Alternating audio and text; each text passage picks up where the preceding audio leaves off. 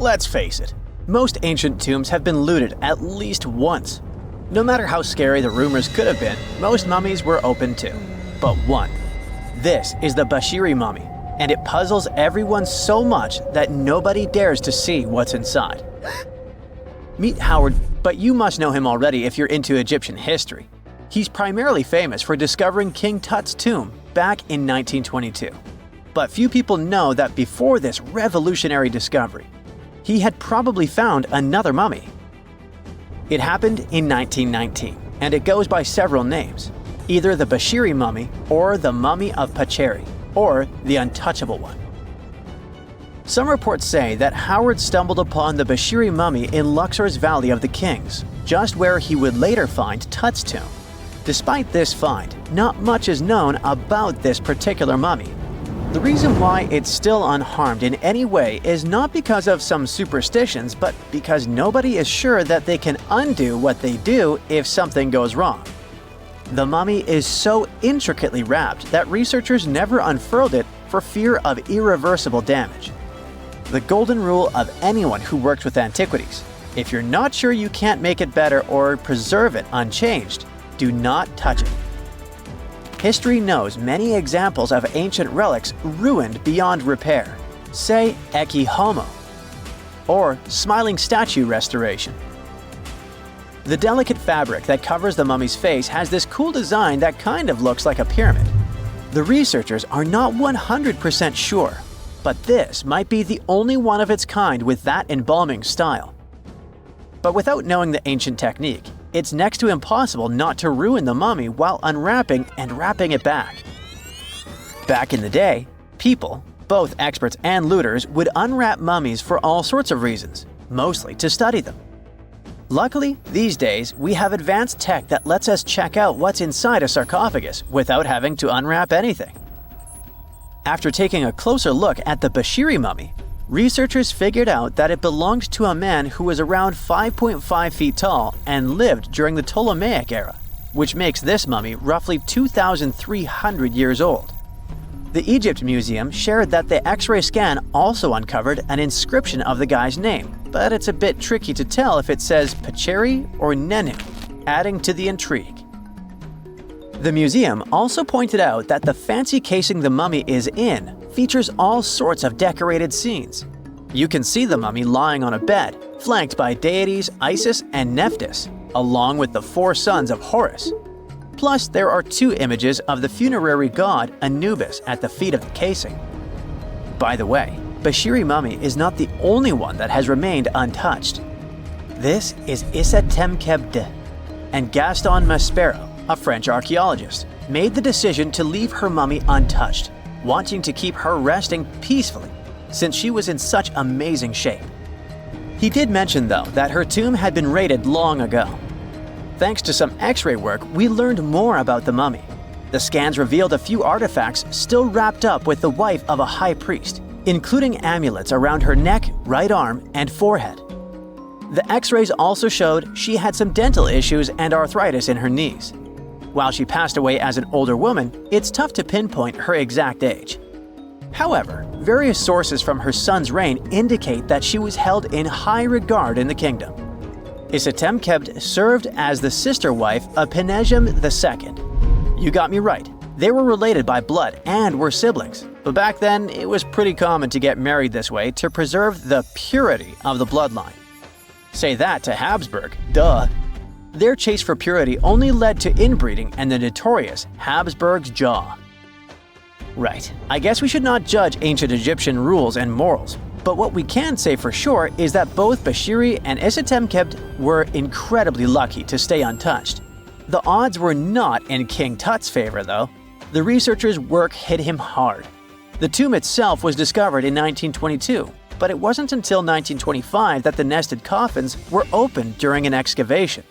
The outer coffin, held together with silver pins, opened up to show another coffin shaped like a mummy, decorated with colorful glass and flower garlands. There were worries about the king's mummy because it had been exposed to moisture. The middle coffin was pretty heavy and didn't have any handles, so they had to be super careful taking it out. Inside the innermost coffin, which was solid gold and wrapped in a red cloth, they found the royal mummy, and this all went down on October 28, 1925. Tutankhamun's mummy, measuring about 6.07 feet, fit snugly into the innermost coffin, which was 6.17 feet long. You can already tell there was a problem, right? Imagine how hard it is to extract something as fragile as an ancient dried-up mummy, especially when there's not much room for maneuver. Plus, the mummy looked sus. It was pitch black. Howard Carter, the lead archaeologist of the expedition, estimated that around 2 buckets worth of oils had been poured over the mummy.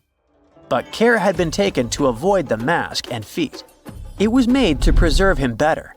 The body was positioned at a slight angle in the coffin, and there was a noticeable difference in the amount of dark oils on the right and left sides, indicating that the coffin might have tilted while being lowered into the sarcophagus. This oil created moisture inside the coffins, and over time, it reacted chemically, which Carter described as a sort of slow, spontaneous combustion, leading to the carbonization of the linen wrappings. Unfortunately, the combination of heat and moisture took a toll on the mummy's trappings as well. The crook and flail fell apart, the resin scarab cracked, and the threads holding the hands and mummy's bands started to decay, making everything quite fragile. Plus, the oils hardened over the years, effectively gluing the mummy and mask to the coffin's bottom. To try and separate the mummy from the inner and middle coffins, they were placed in the sun for several hours, reaching temperatures of 149 degrees Fahrenheit. Despite this effort, the mummy remained stuck, so the initial examination had to be done right where it was. The first part of Tutankhamun's mummy the researchers checked out was his lower legs and feet, meaning they started the examination from the bottom up. As they peeled back the bandages, they uncovered the first of many treasures wrapped up with the king. They took their time to carefully document and photograph everything they found. The inner layers of bandages were in pretty bad shape, mostly turning to dust, making it tough to figure out how everything was originally wrapped. Still, the overall methods matched what was seen in other nobles' mummies from that time. Lots of folded linen pads were used to shape the torso and thighs. The outer and inner bandages were made from fine linen, while the middle layers were coarser. They had some intricate bandaging around the shoulders and chest with a similar style around the groin. Each limb, along with fingers and toes, which were fitted with gold caps, was wrapped separately. Tutankhamun even wore gold foil sandals on his feet. They hoped to separate the mummy from the coffin by removing the outer bandages, but the resins had stuck the body to the coffin. So, the researchers ended up chiseling it out.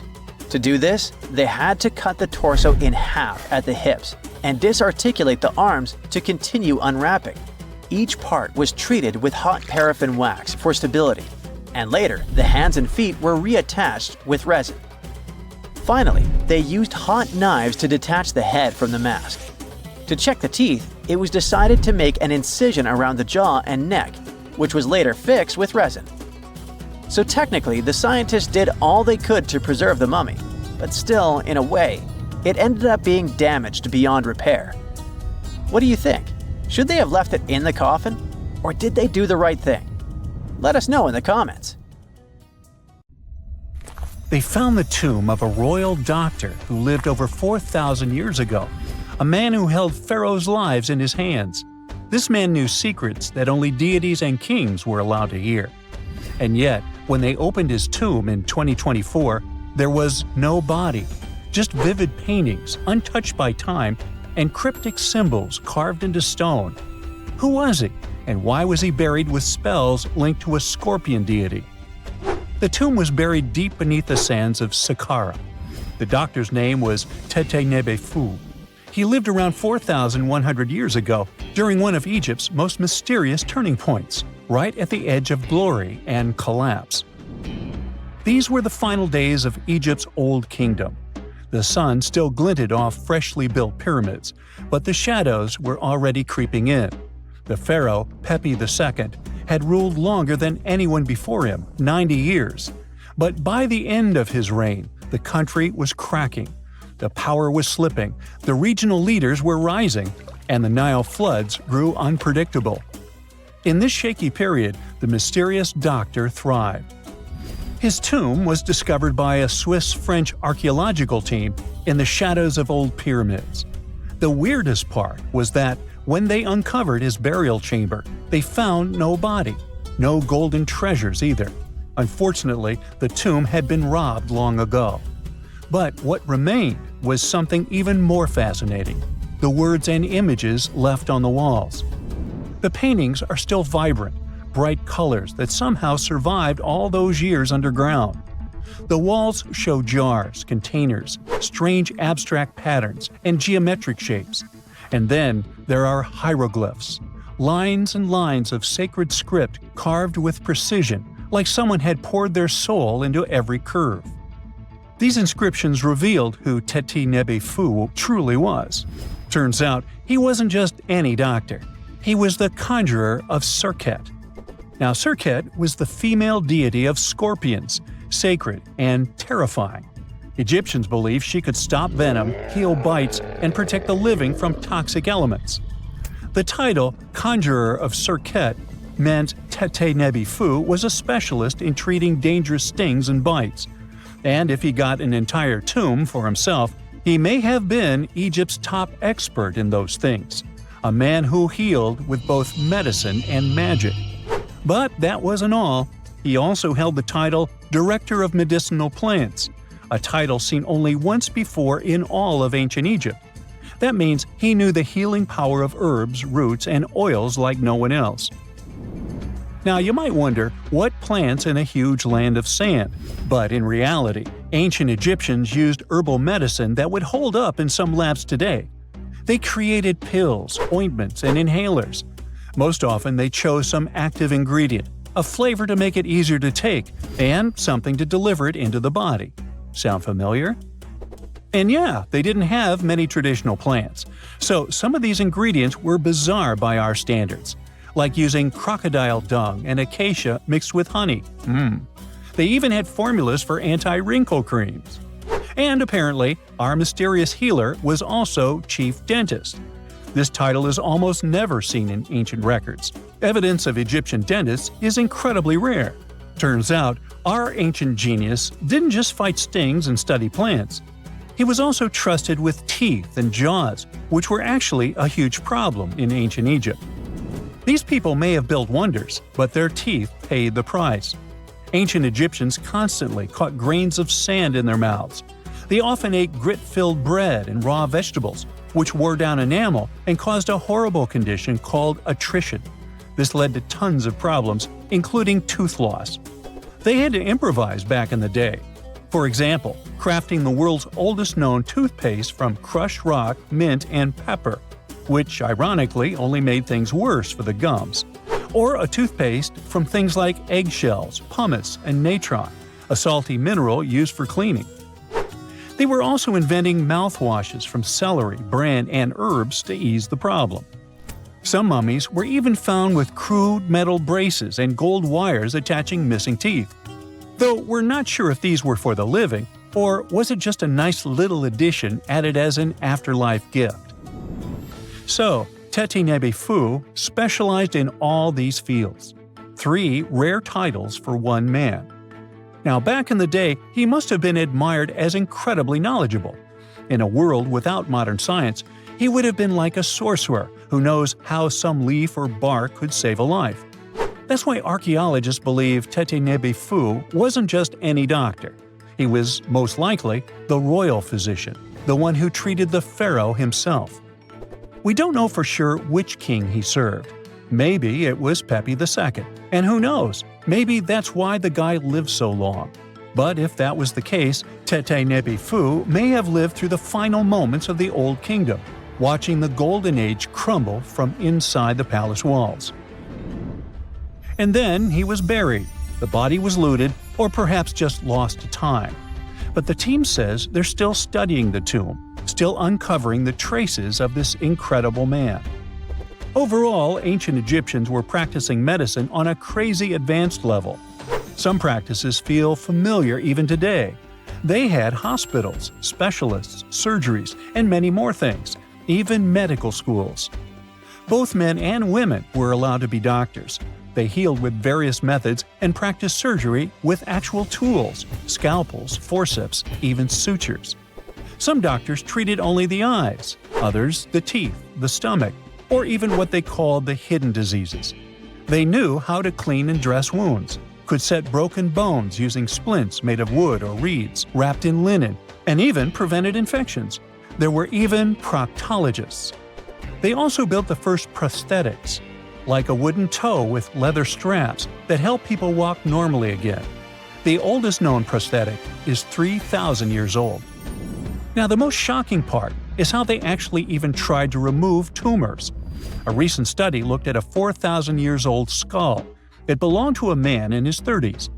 There were signs of past tumors, and around 3 of them, there were marks, surgical cuts made with a metal tool. That suggests someone attempted to remove or study them, maybe treatment, maybe an autopsy. There was another skull of a woman over 50 years old. It also showed similar signs, but with healed fractures from an earlier injury, which is amazing because her treatment might have actually been successful. Being a healer in this society meant something powerful. It meant being a priest, a scientist, and a magician all at once. To ancient Egyptians, medicine was a necessary art, and they treated it with as much reverence as they did their deities. That's because they believed that sickness could be both physical and spiritual. So a doctor could recite a spell while applying a salve, and a lot of their treatments worked. The reputation of doctors in ancient Egypt was so strong that leaders from other parts of the ancient world, like Persia, actually sought them out. Even Homer, the Greek poet, once said the Egyptians were the most skilled healers of all. Of course, their understanding of the human body wasn't perfect. For example, they thought the heart controlled thought and emotion. They also didn't know what the brain really did. But their approach, observe symptoms, diagnose, and treat, well, that's modern medicine. Sure, they prayed over the wound, but they also healed it, didn't they? Their most famous physician was Imhotep. That guy was a true polymath, an architect, priest, and a healer who became so revered he was later worshipped as a deity of medicine. Yep, a human who was so cool they turned him into a deity. He lived 2,000 years before Hippocrates, the so-called father of medicine. And yet, some people joke we should drop the Hippocratic Oath altogether and swear an Imhotepic oath instead. These people weren't just laying the foundations of pyramids, they were laying the foundations of healthcare. Egyptian archaeologists made an extraordinary discovery near Cairo just recently. Drumroll, please. The most ancient and most complete mummy yet discovered in the country. Yes, they were keeping it under wraps. The 4,300-year-old mummy was found in a group of tombs close to the Step Pyramid of Djoser, dating back to the Egyptian Old Kingdom. It was covered in layers of gold. The team also found several other tombs, including one belonging to an ancient Egyptian official and another belonging to a secret keeper who had the power to perform special ceremonies.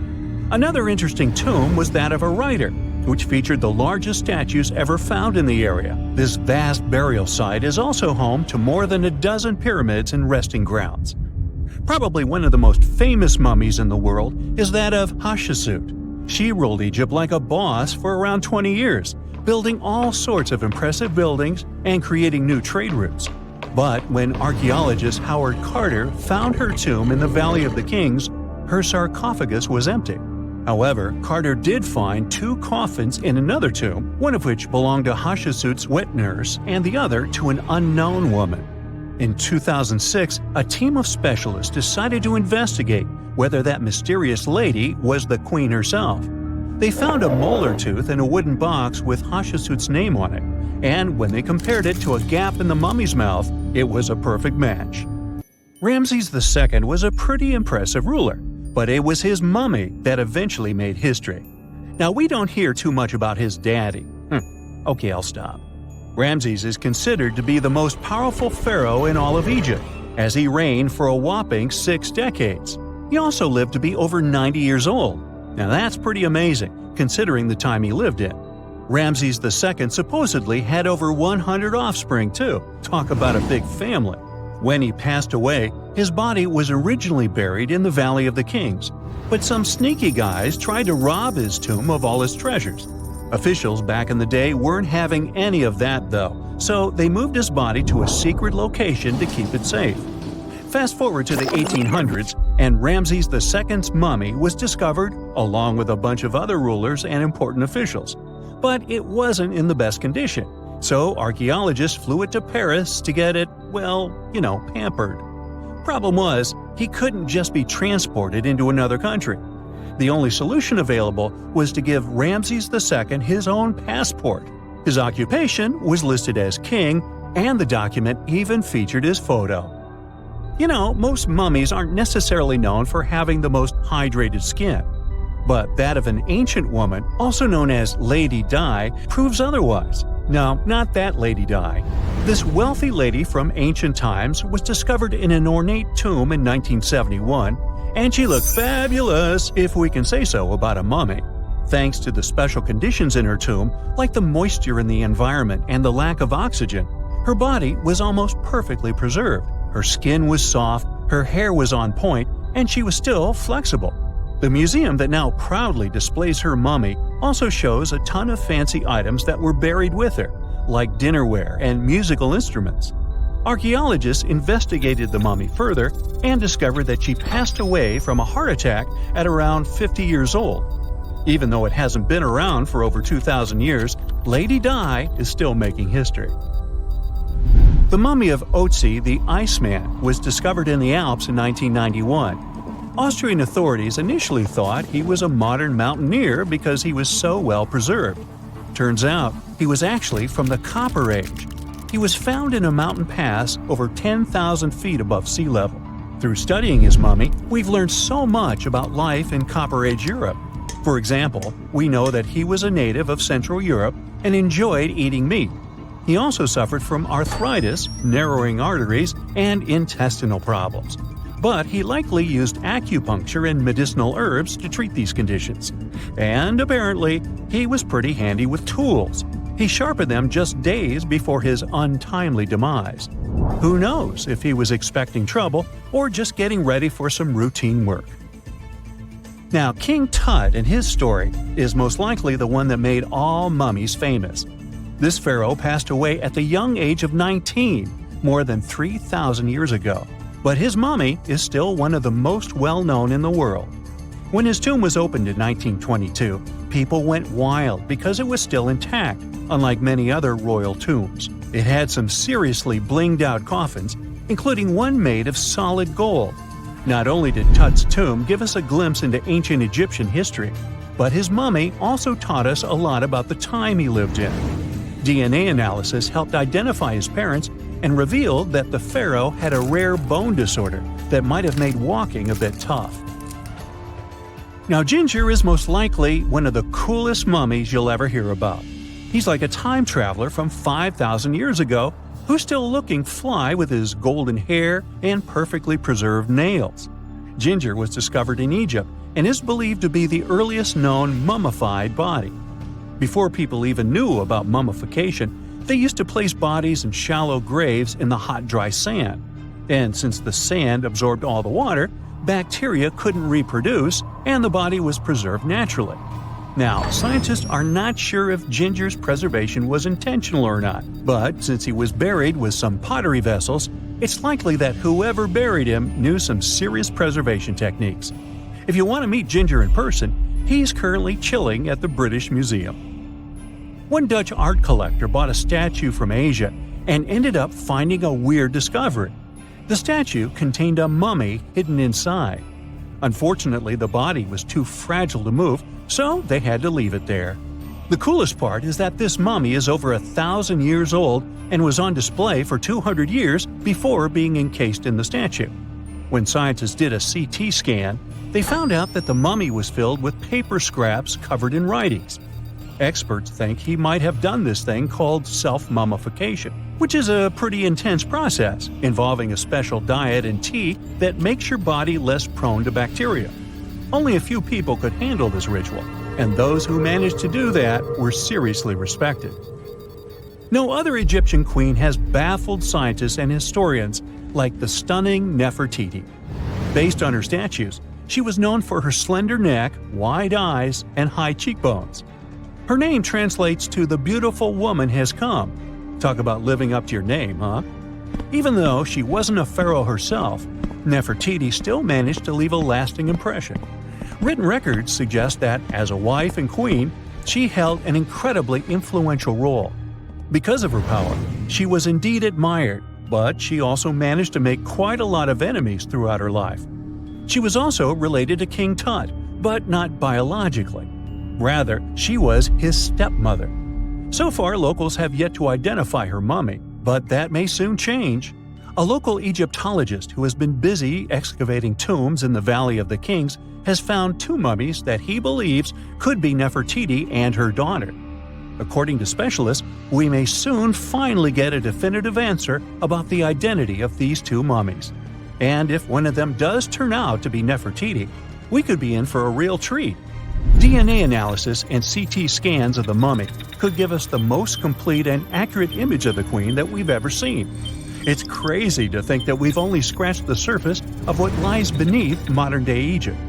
Nefertiti ruled during a time of great power and prosperity in Egypt, but unfortunately passed away in a period of social turmoil, leading to her gravesite being lost.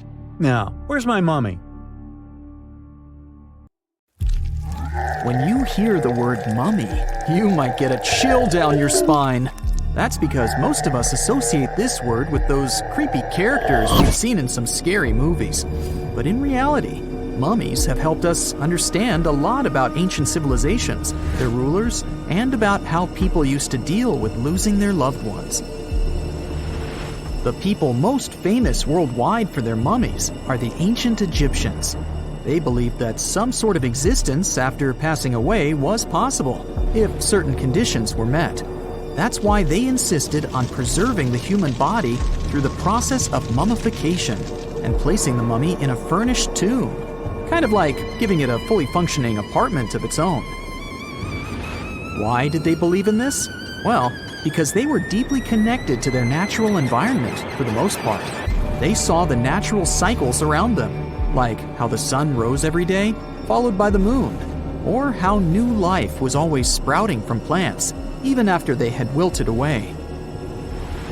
They also believed that the powerful spirit Osiris, who represented the cycle of passing away and resurrection, played a role in this process.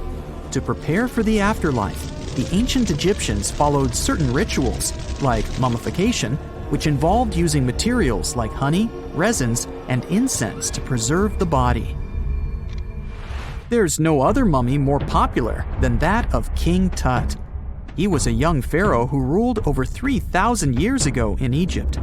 The problem with discovering ancient royal tombs is that most of such burial sites were previously robbed. People knew ancient rulers had been left with many valuable belongings, so those locations became vulnerable to thieves. When King Tut's tomb was opened in 1922, people were excited because it had not been robbed, like many other previously discovered royal tombs. That's how well hidden it was. Inside, his mummy was encapsulated in a total of 3 coffins, including one made of gold. The objects found in his tomb showed us what ancient Egypt was like, and studying his mummy also helped us learn about the culture and practices popular at the time when he passed away. We also learned about his family by looking at his DNA. Scientists were able to discover that he had had a disease called malaria and a problem with his foot that might have made it hard for him to walk. Ramses II was another pharaoh in Egypt who ruled for 68 years, which was quite a lot back in the day. He was known for his expansion campaigns and building projects. Many objects from his time as a ruler still exist today, including a large statue of him. Ramses II was about 6 feet tall and lived to be about 90 years old. After looking at his mummy, scientists concluded that he may have had a medical condition that affected his spine. Now, remember those thieves I mentioned before? They are probably the reason why Ramses II ended up in a plain coffin in a secret collection of royal mummies at Deir al-Bahari, which was rediscovered in 1881. Thankfully, archaeologists were able to identify him because his journeys had been recorded on his wrappings. The process was really tedious too. In fact, in ancient Egypt, the mummification process could take a staggering 70 days to complete. A special person would say a very specific speech while delicately handling the body and drying it out using a type of salt called natron. They also used linen and resin to make the body look more lifelike and to wrap it in cloth. The tomb was equally as important for ancient Egyptians. The walls of King Tut's tomb, for example, were adorned with intricate artwork that depicted his journey to the afterlife, from his burial procession to his passage through the underworld. The ancient Egyptians believed that everyone made this journey after passing away, and they filled their tombs with items and paintings to help the person in their spiritual travels. Additionally, the walls of the tomb were decorated with spells from a special book, which contained a collection of poems that the Egyptians believed would help people reach the afterlife. And speaking of how important this journey was, people also placed food in these ancient tombs. In King Tut's tomb, archaeologists discovered 36 jars of vintage beverages and 8 baskets of fruit, which were believed to be left there to help him in his journey to the afterlife. The Egyptians believed that traveling to the afterlife took a really long time, so they left a lot of supplies, such as food and water, to sustain their loved ones. Pharaohs also generally had numerous luxurious garments and beautiful jewelry in their tombs to ensure that they would have a fashionable journey.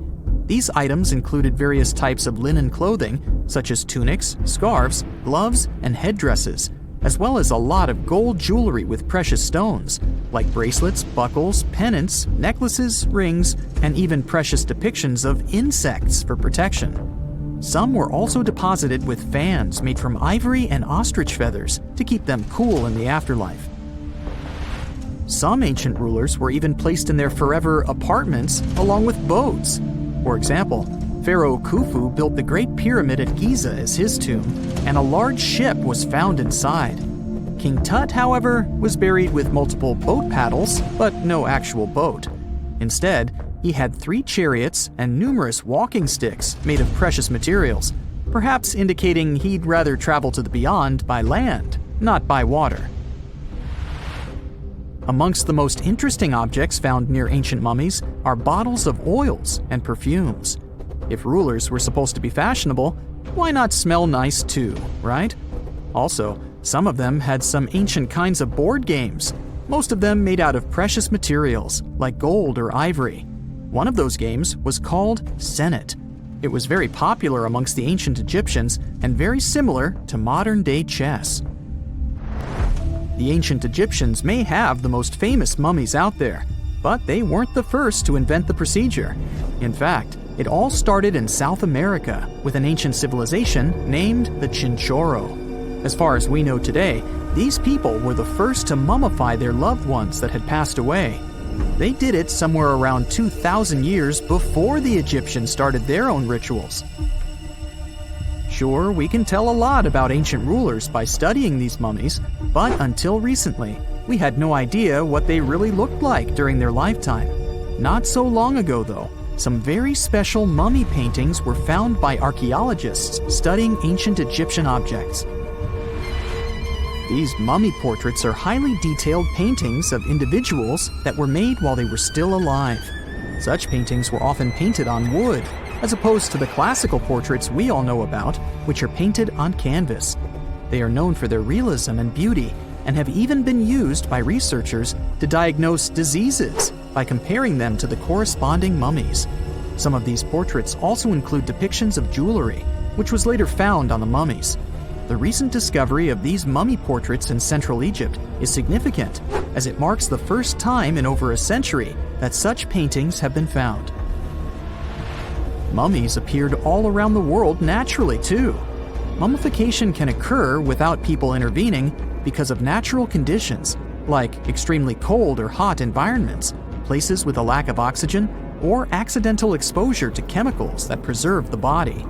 These conditions don't allow bacteria to grow, resulting in the body remaining more or less intact. Famous Otzi, was one of these mummies. We know today he was a man who lived around 5,000 years ago in Europe. But upon his discovery in the Alps in 1991, Austrian authorities initially believed that he was a modern mountaineer because of how well preserved the body was. However, after the Iceman was removed from the glacier, it was determined that he was actually from the Copper Age. Miles and miles of yellow sand, treeless mountain ridges, and scorching hot sun over your head.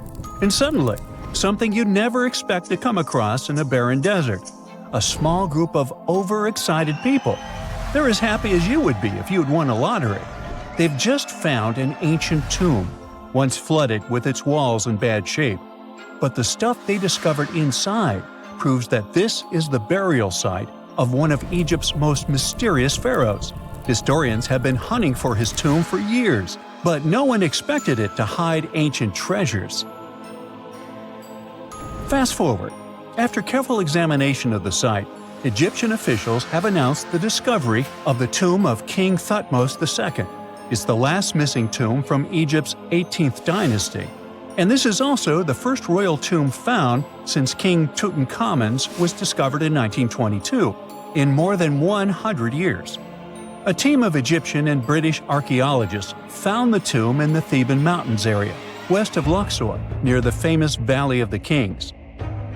Before this, the site was only known as Tomb C4, but during their excavation, the team found clear evidence proving it belonged to King Thutmos II.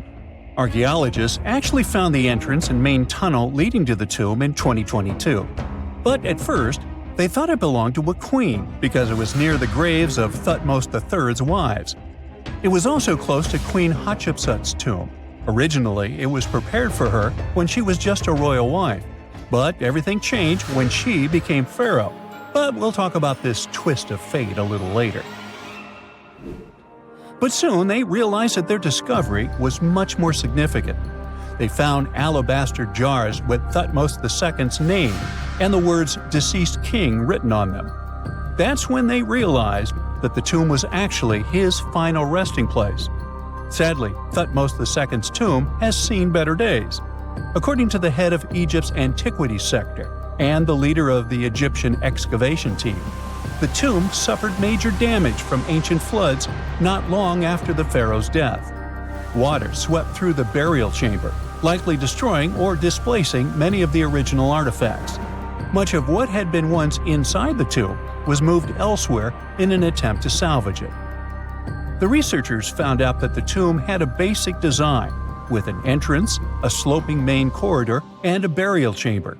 The corridor was coated in white plaster and rose about 4.5 feet above the floor of the burial chamber. A large staircase and a very large descending corridor of the tomb indicated its grandeur.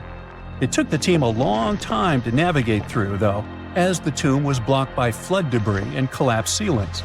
Only after crawling through a 32-foot passageway with a small 16-inch gap at the top, the worst nightmare for those of us with claustrophobia, were they able to reach the burial chamber. There, they were in for another surprise. They cleared the debris, expecting to find the crushed remains of a burial beneath. But the tomb turned out to be completely empty, and it was not due to robbery. It had been deliberately emptied. The researchers soon realized that the tomb had been flooded since it had been built underneath a waterfall. It happened just a few years after the king's burial, so the contents of the tomb were moved to another location. That's why there was a second corridor in the tomb. It was most likely made to help remove King Thutmos II's body from his flooded tomb. Despite the damage, the excavation team made some really exciting discoveries. They found traces of mortar decorated with blue inscriptions, yellow stars, and fragments from the Book of Amduat, one of the most significant funerary texts in ancient Egypt. The book was meant to guide the deceased through the underworld, ensuring a safe journey to the afterlife. Now, how about we sneak a peek at ancient Egypt's 18th dynasty? It was all about conquering lands, expanding the empire, and building jaw-dropping monuments. Some of the biggest names from that era, Thutmos I and Thutmos III, both legendary warrior kings who left their mark in history. Thutmose I was a fierce fighter who led major military campaigns, pushing Egypt's border further south than ever before, all the way to the fourth cataract of the Nile. His victories gave Egypt access to new trade routes, stronger political ties, and more wealth. His conquests were so significant that they were recorded in the tombs of his top officials. Thutmose III, sometimes called Thutmose the Great, took things even further. He was not only an incredible military strategist, but also the commander of Pharaoh Hatshepsut's armies before becoming king himself. He led between 17 and 20 military campaigns, winning every single one and expanding Egypt's empire to its peak. He even created the world's first navy. Thutmose III is often remembered as Egypt's greatest warrior pharaoh. And sandwiched between these two powerhouses was Thutmose II, a pharaoh who doesn't get nearly as much attention. Hey, the middle child, right? His reign lasted only about 5 years before he passed away at around age 30 in 1479 BCE. He is kind of a mystery. No one really knows what he accomplished. For the longest time, even the location of his burial site was totally unknown. His body was actually found in the 19th century. It was just lying around in the mortuary temple of Deir el-Bahari, in a secret chamber where priests used to hide royal mummies centuries after their original tombs were looted by grave robbers. In other words, Thutmose II's body must have been moved from his original resting place at some point in history to protect it. During his lifetime, Thutmose II made at least one major impact on Egyptian history. He married his half-sister, Hatshepsut. That might not sound like a big deal, but it helped her become Egypt's greatest female pharaoh after he passed. The catch? She kept her stepson, Thutmose III, off the throne for decades. When he finally took power, he erased her name from history out of spite. And still, Hatshepsut is one of Egypt's greatest pharaohs, no matter if you're talking about a man or a woman. She brought a lot of wealth and art to Egypt. She led a big trading trip to a place called Punt, where she brought back things like gold, ebony, and incense. She also made sure her name lasted by building amazing structures that we can still see today. At Karnak, she added huge obelisks. One of them is still standing tall.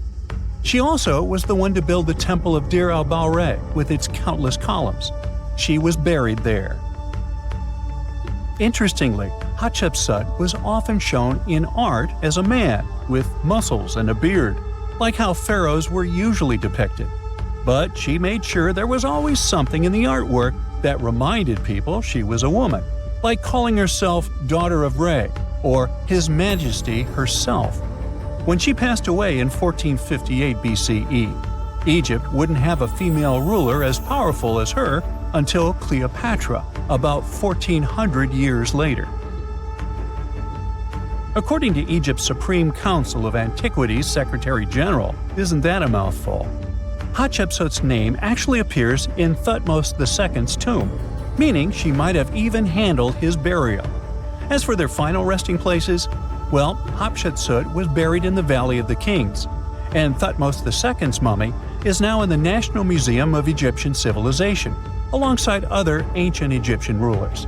It gives visitors a rare chance to see the remains of a nearly forgotten pharaoh.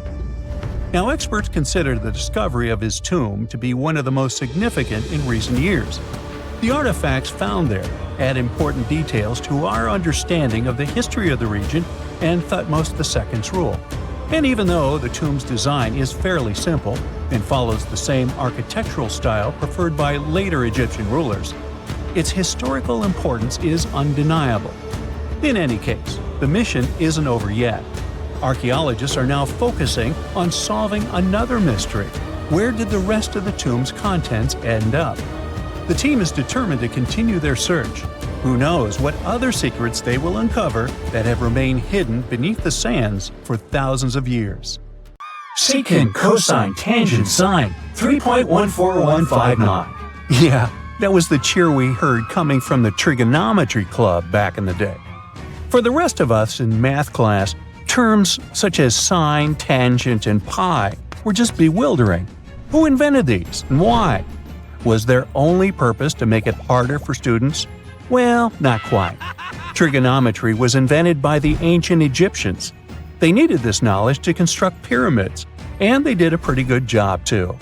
The Great Pyramid in Giza still stands today, some 4,500 years after it was built. No recalls either. So let's get out of that classroom and on a journey through time to reveal the secrets behind the ancient Egyptians' precision. Here you are, standing on the Great Pyramid's construction site, some 9 miles from Cairo. Well, the city still isn't there, as you're surrounded only by the desert and teams of construction workers. They're transporting large stone blocks weighing 2.5 tons each. They're inside a wooden sled that sits on large rollers. A crew of 8 men rolls these blocks along the ground. You immediately think of the rollers on a supermarket cash register. The principle is exactly the same, but the scale is greater, much greater. Scientists estimate that the Egyptians used 2.3 million such blocks in the Great Pyramid alone. And the block in front of you is one of the lighter ones. The heaviest of them weighed up to 15 tons. But where did all these blocks come from?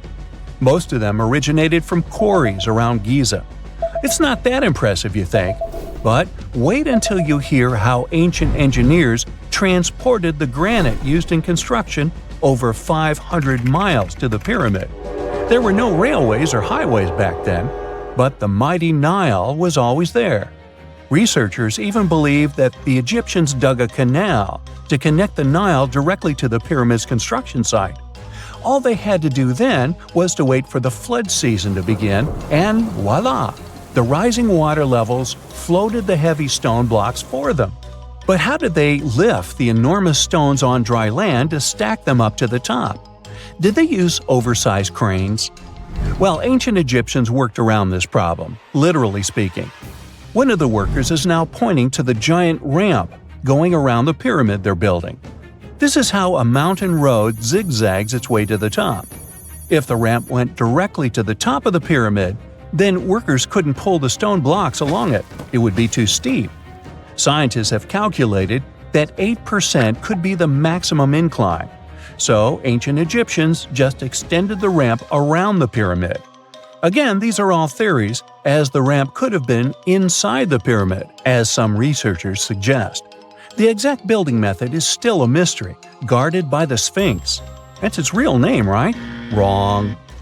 As the Great Sphinx is just the statue's alias. You know, the name writers take when they want to hide their true identity, or a singer's stage name. The Sphinx's real name, translated from Egyptian, means Horus in the horizon. That was the name for the Egyptian deity of the sky. The trail of mystery doesn't end there, as a man walks past you with a bucket of paint. He's going to add a touch of color to the Great Sphinx. Researchers found specks of this red color next to its ear. That was some strong paint, as it survived for thousands of years. You are now standing straight in front of the Sphinx. You look up. It's very tall, right? 66 feet to be precise. Now resist the urge to take a selfie. You can do it. Now you notice something else. It looks like the Sphinx is in the center of a giant triangle in the back. That's one side of the Great Pyramid. And no, your eyes are not playing tricks on you. The Sphinx really does sit in the center of the pyramid's lateral face. Here's where math comes in handy. A pyramid has 4 sides, called lateral faces. There's also a 5th face, the base, but that's not visible. It's, wait for it, face down. The Sphinx has one last mystery to reveal: its age. Scientists agree that Pharaoh Khafre built the Sphinx.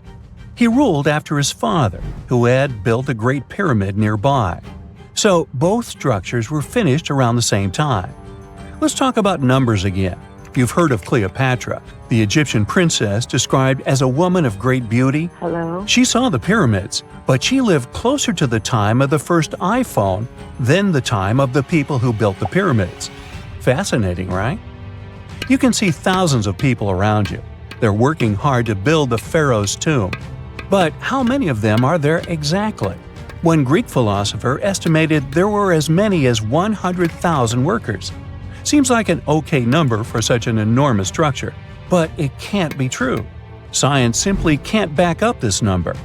Egyptologists put the total number of workers at 30,000. And yes, Indiana Jones was one of them, at least on the big screen, but he showed up late. Egyptologists know a lot about the pyramids, but not everything. Not because they don't want to, but because they haven't yet dug up enough evidence. They can only guess how the building process went. First, engineers would arrive to choose the right spot and do the necessary measurements. That's why they needed all that complicated math. Then, it's time for sourcing the material, the large stone blocks I mentioned earlier. When boats deliver them to the site of the future pyramid, workers can finally do their thing. They operated in smaller groups, but there were at least 2,000 of them chiseling and carving away at any given time. Sounds like a typical construction site today? Well, that's because it is, just thousands of years ago. It's amazing what ancient Egyptians were able to achieve with just copper and stone tools. The pyramid is now complete in front of you. But is it the same pyramid we see today? Why is this structure shining bright in the desert sun?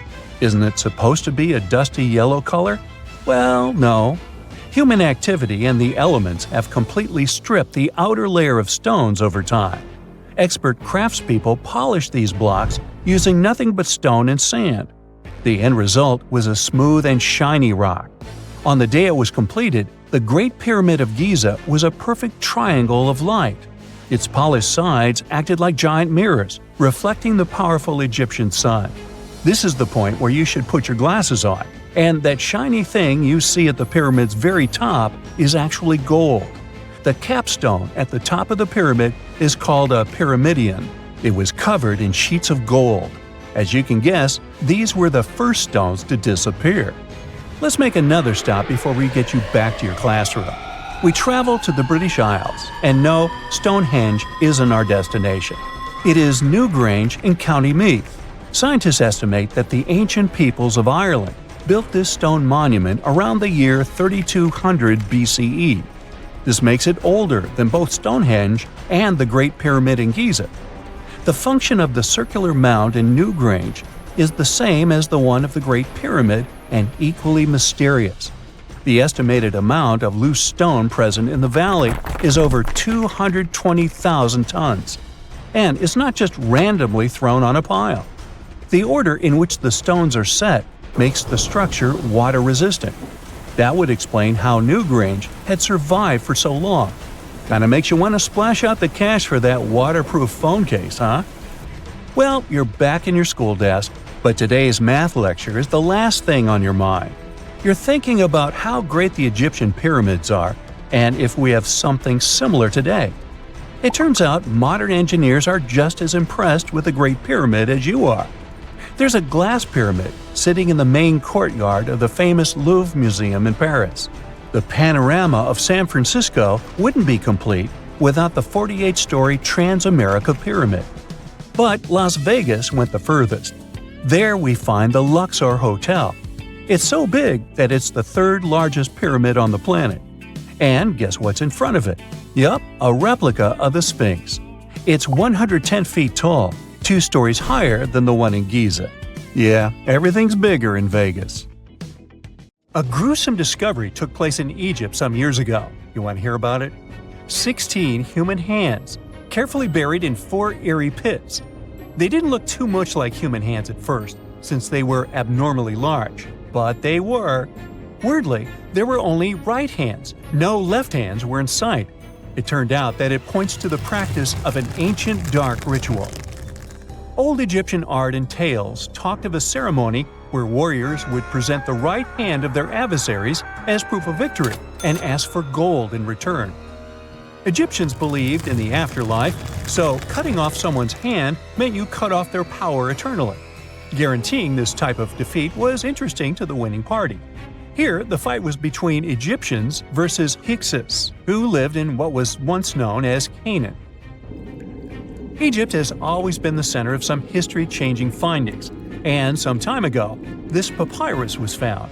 If we stretched it open, it would be just a tad bigger than the height of a skyscraper. The world's tiniest skyscraper, which is located in Wichita Falls, Texas. When humans didn't write on their notes app, They wrote on this thing, made from the medulla of a papyrus plant. Around 2,000 years ago, ancient Egyptians wrote something reminiscent of a book where they describe most of their funerary traditions and their visions of the afterlife.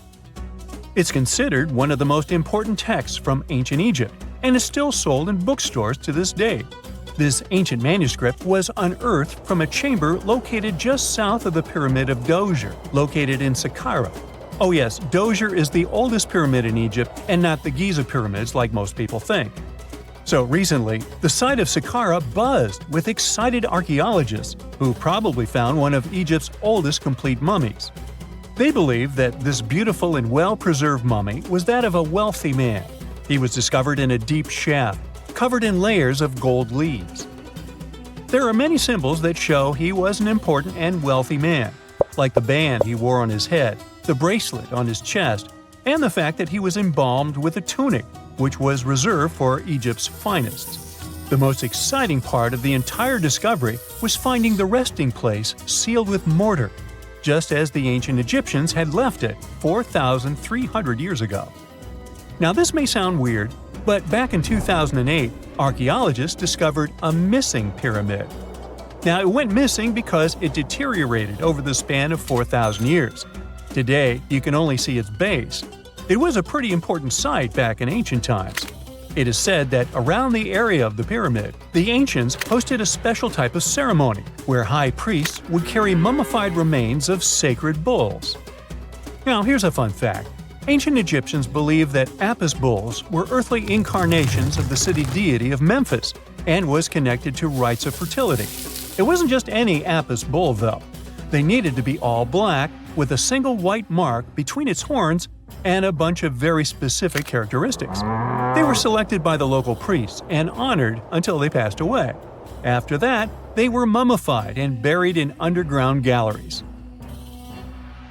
Meanwhile, this missing pyramid sort of disappeared around the 1800s. It was a German archaeologist who first found it in the village of Saqqara. He called it the Headless Pyramid when he first found it. But then, years after the official discovery, the desert sand came along and covered the whole thing. There were some excavations between the 19th and 20th centuries, but they weren't too systematic. That's why scientists were so thrilled when they dug an entire pyramid's base after removing the 25-foot mound of sand that was covering it. Oh, and it turns out American archaeologists are excavating a cemetery in Egypt that could contain over 1 million mummified bodies. So far, archaeologists have dug around 1,700 mummies. One of the main differences from other classic Egyptian mummies is that these people weren't kings and pharaohs. They were commoners that most likely lived about 1,500 years ago, when Egypt was controlled by the Roman and Byzantine empires. The name of the cemetery is cool, though, the Way of the Water Buffalo, just in case you want to check it out on your next trip. Other than bulls and buffaloes, ancient Egyptians also liked baboons. Are you seeing a pattern here? In the beginning of the 20th century, archaeologists discovered a site filled with mummified baboons in a place called, guess what? The Valley of Monkeys. An animal wouldn't have been mummified if it wasn't considered important. Certain animals were more important than others, since they were linked to specific deities. Jackals were connected to Anubis, the ancient god of the afterlife, and cats were likened to the female deity Bastet.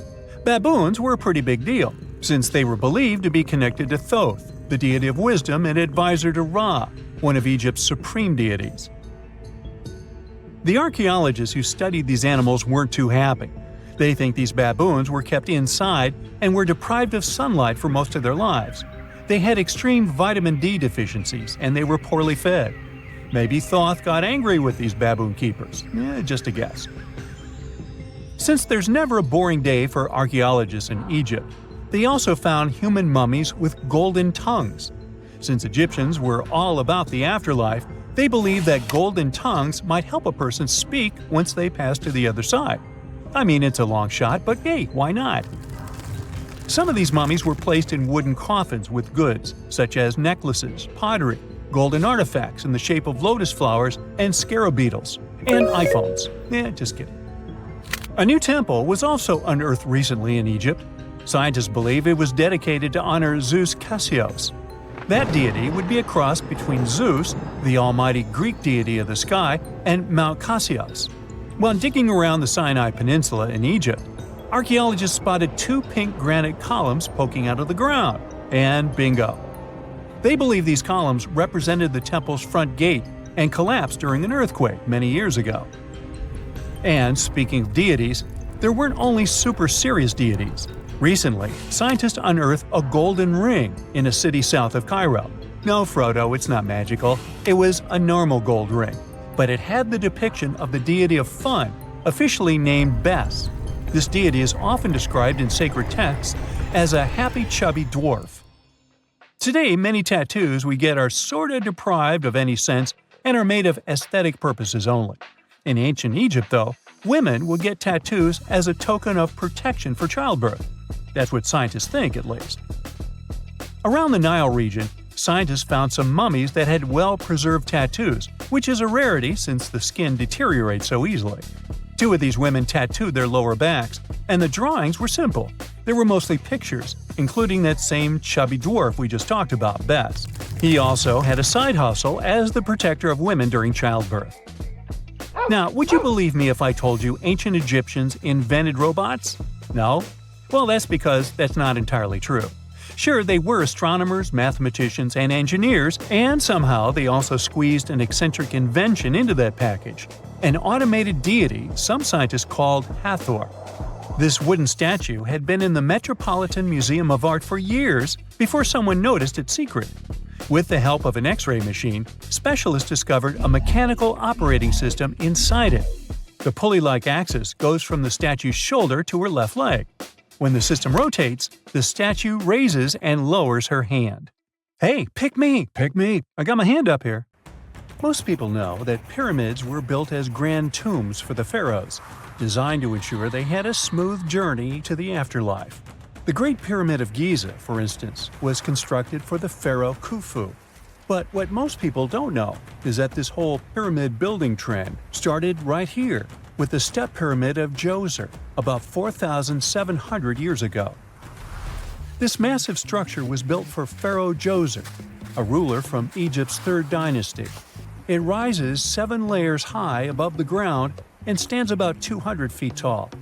We think of it today as a phenomenal architectural project, but for ancient Egyptians, the step pyramid of Djoser turned out to be more like a massive experiment, a trial run, if you will, to perfect their building skills before they moved on to even more ambitious pyramids. Reaching new heights is super exciting, but the real mystery is what is going on below the ground. In this pyramid's underground labyrinth, there is a network of tunnels stretching about 3.5 miles long, and some researchers believe these tunnels might have been part of a sophisticated water system that could completely change what we think about pyramid construction. Let's talk about this massive complex located in Saqqara. Surrounding the pyramid, there's what's known as a dry moat, a continuous trench that is up to 164 feet wide and almost 2 miles long. It forms a sort of rectangular shape around the pyramid. This trench has an average depth of about 65 feet. Now, if you were to add up all the earth and rock they dug out to create this moat, it would be about 10 times the volume of the step pyramid itself. For the longest time, people just assumed this trench was nothing more than a huge quarry, a place where they dug up stone and clay to build the step pyramid. Makes sense, right? But when you take a closer look, it doesn't add up. The trench is too narrow and deep to be practical for mining, and its layout doesn't match anything we know about ancient Egyptian quarrying methods. Plus, some sections of the trench are actually covered with a rocky ceiling, which would have made it nearly impossible to use as a quarry. Another theory suggests that the dry moat had some kind of spiritual significance. Maybe it was a sacred place, where souls of nobles gathered to serve the late king in the afterlife. There are even niches in the walls that work as a hint at this spiritual function. But most researchers believe that this purpose likely developed much later, long after the complex was built for Djoser. So what was the moat really designed for? In 2020, a researcher came up with a pretty intriguing idea. It is possible that this trench was actually designed to collect and manage water, especially after heavy rainfalls. Now, that makes sense when you consider the location. The moat sits in an area that could easily have been flooded by runoff water from nearby plains. This could also explain why the trench wasn't used for new graves until much later when the climate became drier and less prone to flooding. The story becomes even more intriguing, as this trench appears to be part of a larger, more complex hydraulic system within the Djoser complex. It is like the trench has several compartments, carefully carved out of the rock and connected by tunnels. These compartments likely served as a part of a water treatment system, where water would flow from one compartment to the next, getting cleaner as it moved along. Now, here is where things start to tie into the pyramid itself. The Djoser complex has a series of underground shafts, and some researchers think that water from the moat's deep trench might have been used to power a hydraulic lift system, and this giant water-powered elevator could have been used to raise the heavy stones needed to build the pyramid. It worked like a volcano, but instead of lava, water did the heavy lifting. Imagine a big deep hole in the ground at the center of the pyramid site. Inside this hole, there was a huge wooden platform, kind of like a giant raft that could move up and down. When the workers wanted to lift a heavy stone, they would fill the hole with water. As the water rose, the wooden platform started to float up, carrying the stone with it, almost like a giant water-powered elevator. When the stone reached the right height, the workers slid it off the platform and onto the pyramid. The idea is that water from the deep trench, after being cleaned and filtered, would flow into these shafts. A massive float, possibly made of wood, would then rise as the water filled the shaft, lifting the stones up to where they were needed for construction. Once the stone was in place, they'd let the water out, lowering the platform back down to the bottom, ready to lift the next stone. This fancy hydraulic lift system could have been a game changer, making the whole building process a lot faster and more efficient without using a lot of workforce. It is like the ancient Egyptians were already embracing the whole idea of work smarter, not harder. But of course, not everyone is on board with this theory. Some experts argue that the area where the step pyramid of Djoser was built couldn't have held enough water from occasional rains to maintain such a fancy hydraulic system. The main theory suggests that, in the past, there might have been some kind of lake nearby that would have filled up after a period of rain, and this lake could have supplied water to the complex's hydraulic system. But there is no mention of such a lake in any ancient Egyptian writings, so it might be more of a what-if situation than a reality. And then there's the issue of the hard work itself. Remember when I said this method could have allowed the ancient builders to raise stones with far less effort? Well, that might not be entirely true. According to some experts, just building this hydraulic device would have required a lot more heavy work than simply moving the stone blocks using good old-fashioned manpower. And let's not forget, the step pyramid of Djoser is like a baby pyramid compared to those that came later. The stones used for Djoser's pyramid weighed, on average, about 660 pounds each, which is nothing compared to the more than 2.5-ton blocks used later for the pyramid of Chephren. If this cool water lift theory gets completely ruled out, we still need to explain how this pyramid was built in the first place. To answer that, we need to rewind a bit and talk about the original plans. See, before Djoser's tomb became a pyramid, the idea was to construct a simple mastaba. This type of tomb was pretty common in earlier periods, a flat-roofed, rectangular structure with sloping sides. But after the original mastaba was finished, they decided to expand it a bit by adding more layers on top. And then they added even more layers, until the construction reached 6 distinctive steps, each one smaller than the previous. And they probably did all this by raising those heavy stones using ramps, not a water-powered elevator. There is still so much we don't know about the step pyramid of Djoser. More research is definitely needed to fully understand how this system worked, or if it even existed at all. But the idea of using water to help build the pyramid adds a whole new layer to our understanding of ancient Egyptian engineering. It's a powerful reminder of just how clever and resourceful those builders were, using the natural landscape and the power of water to create one of the most iconic monuments in history.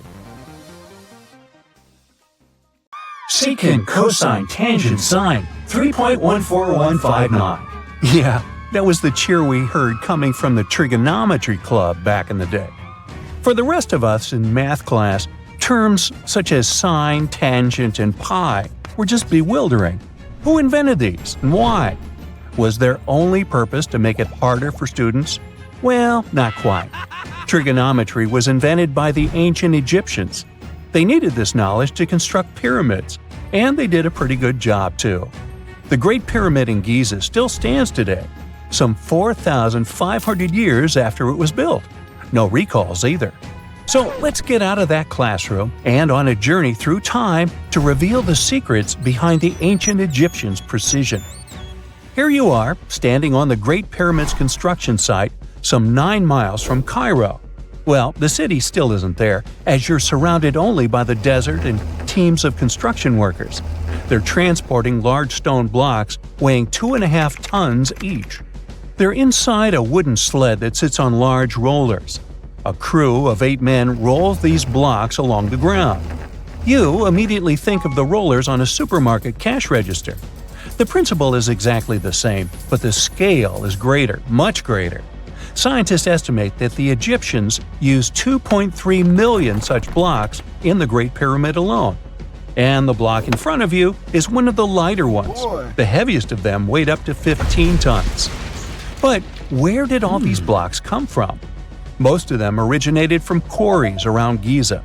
It's not that impressive, you think? But wait until you hear how ancient engineers transported the granite used in construction over 500 miles to the pyramid. There were no railways or highways back then, but the mighty Nile was always there. Researchers even believe that the Egyptians dug a canal to connect the Nile directly to the pyramid's construction site. All they had to do then was to wait for the flood season to begin, and voila! The rising water levels floated the heavy stone blocks for them. But how did they lift the enormous stones on dry land to stack them up to the top? Did they use oversized cranes? Well, ancient Egyptians worked around this problem, literally speaking. One of the workers is now pointing to the giant ramp going around the pyramid they're building. This is how a mountain road zigzags its way to the top. If the ramp went directly to the top of the pyramid, then workers couldn't pull the stone blocks along it. It would be too steep. Scientists have calculated that 8% could be the maximum incline. So ancient Egyptians just extended the ramp around the pyramid. Again, these are all theories, as the ramp could have been inside the pyramid, as some researchers suggest. The exact building method is still a mystery, guarded by the Sphinx. That's its real name, right? Wrong. As the Great Sphinx is just the statue's alias. You know, the name writers take when they want to hide their true identity, or a singer's stage name. The Sphinx's real name, translated from Egyptian, means Horus in the horizon. That was the name for the Egyptian deity of the sky. The trail of mystery doesn't end there. As a man walks past you with a bucket of paint, he's going to add a touch of color to the Great Sphinx. Researchers found specks of this red color next to its ear. That was some strong paint, as it survived for thousands of years. You are now standing straight in front of the Sphinx. You look up. It's very tall, right? 66 feet to be precise. Now resist the urge to take a selfie. You can do it. Now you notice something else. It looks like the Sphinx is in the center of a giant triangle in the back. That's one side of the Great Pyramid. And no, your eyes are not playing tricks on you. The Sphinx really does sit in the center of the pyramid's lateral face. Here's where math comes in handy. A pyramid has 4 sides, called lateral faces. There's also a 5th face, the base, but that's not visible. It's, wait for it, face down. The Sphinx has one last mystery to reveal: its age. Scientists agree that Pharaoh Khafre built the Sphinx. He ruled after his father, who had built a great pyramid nearby. So both structures were finished around the same time. Let's talk about numbers again. You've heard of Cleopatra, the Egyptian princess described as a woman of great beauty. Hello? She saw the pyramids, but she lived closer to the time of the first iPhone than the time of the people who built the pyramids. Fascinating, right? You can see thousands of people around you. They're working hard to build the pharaoh's tomb. But how many of them are there exactly? One Greek philosopher estimated there were as many as 100,000 workers. Seems like an okay number for such an enormous structure, but it can't be true. Science simply can't back up this number. Egyptologists put the total number of workers at 30,000. And yes, Indiana Jones was one of them, at least on the big screen, but he showed up late. Egyptologists know a lot about the pyramids, but not everything. Not because they don't want to, but because they haven't yet dug up enough evidence. They can only guess how the building process went. First, engineers would arrive to choose the right spot and do the necessary measurements. That's why they needed all that complicated math. Then, it's time for sourcing the material, the large stone blocks I mentioned earlier. When boats deliver them to the site of the future pyramid, workers can finally do their thing. They operated in smaller groups, but there were at least 2,000 of them chiseling and carving away at any given time. Sounds like a typical construction site today? Well, that's because it is, just thousands of years ago. It's amazing what ancient Egyptians were able to achieve with just copper and stone tools. The pyramid is now complete in front of you. But is it the same pyramid we see today? Why is this structure shining bright in the desert sun? Isn't it supposed to be a dusty yellow color? Well, no. Human activity and the elements have completely stripped the outer layer of stones over time. Expert craftspeople polished these blocks using nothing but stone and sand. The end result was a smooth and shiny rock. On the day it was completed, the Great Pyramid of Giza was a perfect triangle of light. Its polished sides acted like giant mirrors, reflecting the powerful Egyptian sun. This is the point where you should put your glasses on, and that shiny thing you see at the pyramid's very top is actually gold. The capstone at the top of the pyramid is called a pyramidion. It was covered in sheets of gold. As you can guess, these were the first stones to disappear. Let's make another stop before we get you back to your classroom. We travel to the British Isles, and no, Stonehenge isn't our destination. It is Newgrange in County Meath. Scientists estimate that the ancient peoples of Ireland built this stone monument around the year 3200 BCE. This makes it older than both Stonehenge and the Great Pyramid in Giza. The function of the circular mound in Newgrange is the same as the one of the Great Pyramid and equally mysterious. The estimated amount of loose stone present in the valley is over 220,000 tons. And it's not just randomly thrown on a pile. The order in which the stones are set makes the structure water-resistant. That would explain how Newgrange had survived for so long. Kinda makes you want to splash out the cash for that waterproof phone case, huh? Well, you're back in your school desk, but today's math lecture is the last thing on your mind. You're thinking about how great the Egyptian pyramids are, and if we have something similar today. It turns out modern engineers are just as impressed with the Great Pyramid as you are. There's a glass pyramid sitting in the main courtyard of the famous Louvre Museum in Paris. The panorama of San Francisco wouldn't be complete without the 48-story Trans-America Pyramid. But Las Vegas went the furthest. There we find the Luxor Hotel. It's so big that it's the third largest pyramid on the planet. And guess what's in front of it? Yup, a replica of the Sphinx. It's 110 feet tall, 2 stories higher than the one in Giza. Yeah, everything's bigger in Vegas.